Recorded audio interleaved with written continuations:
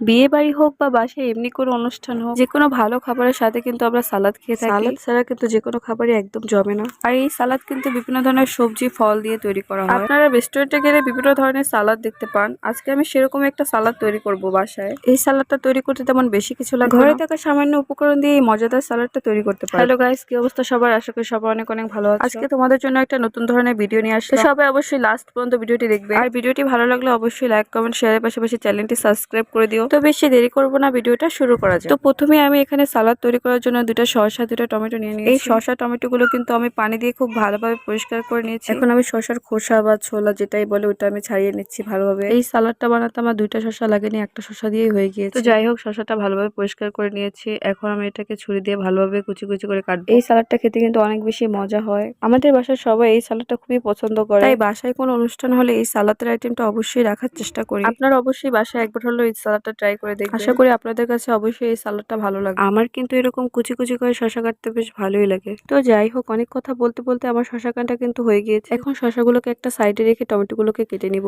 আর এই টমেটোটা দেখতে অনেকটা ক্যাপসিকামের মতো, বেশ বড় সড়ো। আমার কিন্তু কাটতে ভালোই লেগেছিল। দেখতেই পাচ্ছ কত সুন্দরভাবে টমেটোটা গোল গোল করে কেটে নিলাম। এবার মাঝখান দিয়ে অর্ধেকটা কেটে একটা সাইডে রেখে দিব, আর বাকি অর্ধেকটা আমি কুচি কুচি করে কেটে নিব। টমেটোর কালারটা কিন্তু অনেক সুন্দর, ফ্রেশ একটা টমেটো। তোমরা কিন্তু অবশ্যই ফ্রেশ টমেটো নেওয়ার চেষ্টা করবে, তাহলে কিন্তু সালাডটা খেতে বেশ ভালো লাগবে। তো যাই হোক, এভাবে আমি দুইটা টমেটো কেটে নিয়েছি। এখন একটা বাটিতে শসা টমেটো গুলো নামিয়ে নিব। এখন টমেটো সালাডটা তৈরি করার জন্য আমি এখানে পর্যাপ্ত পরিমাণে পেঁয়াজ কাঁচামরিচ কেটে নিব। প্রথমে পেঁয়াজের খোসাটা ভালোভাবে ছাড়িয়ে নিয়েছি, তারপর পেঁয়াজটা খুব সুন্দরভাবে কেটে নিয়েছি। এখন এই কাঁচামরিচ গুলোকে খুব সুন্দরভাবে কুচি কুচি করে কেটে নিব। সবগুলো কাঁচামরিচ খুব সুন্দরভাবে সাজিয়ে নিয়েছি যাতে করে কাটতে সুবিধা হয়। ছুরি দিয়ে কাঁচামরিচ গুলোকে খুব সুন্দরভাবে কেটে নিচ্ছি। তারপর কাঁচামরিচ গুলোকে একটা সাইডে রেখে দিলাম। তারপর এখানে অর্ধেকটা লেবু নিয়ে নিলাম, বাকি অর্ধেক লেবু অন্য একটা কাজে ব্যবহার করেছি। তো যাই হোক, লেবুটাকে মাঝখান দিয়ে কেটে নিয়ে 4 ভাগ করে নিলাম। তারপর লেবুর ভিতরে শ্বাসটা ফেলে দিয়ে লেবুটাকে খুব সুন্দরভাবে ঝিরিঝিরি করে কেটে নিব। তো যাই হোক, লেবু কাটা কিন্তু আমার হয়ে গিয়েছে। এখন আমি সবগুলো উপকরণ একটা বাটিতে ঢেলে নিব।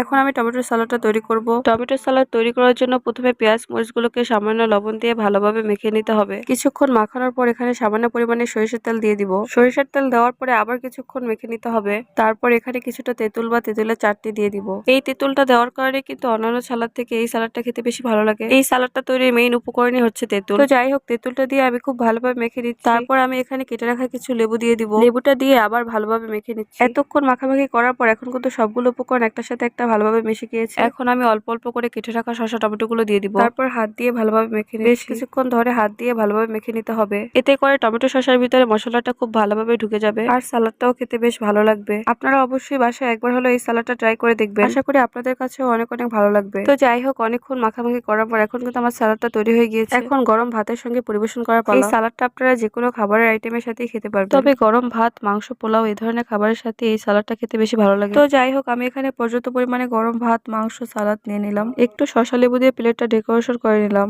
তো যাই হোক, সালাদটা কিন্তু অনেক বেশি ভালো হয়েছে, মজা হয়েছে। আপনারা অবশ্যই বাসায় ট্রাই করে দেখবেন। আর আজকের এই সালাদের রেসিপিটা আপনাদের কাছে কেমন লেগেছে অবশ্যই কমেন্ট করে জানাবেন। ভিডিওটি ভালো লাগলে অবশ্যই একটা লাইক করে দিবেন। আজকে এই পর্যন্ত, সবাই ভালো থাকবেন। আল্লাহ হাফেজ।